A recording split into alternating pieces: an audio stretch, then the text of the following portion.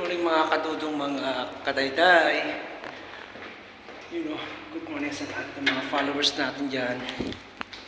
Shout out po sa inyo lahat. Hindi mawawala ang tubig na malamig. Kasi may ngayon dito.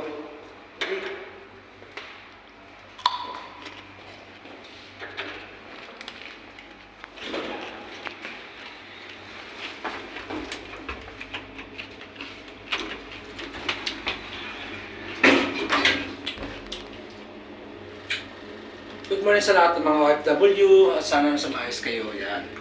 At sa mga kababayan natin dyan ng mga kadama. So for today's video ngayong araw Saturday. So pasok na naman.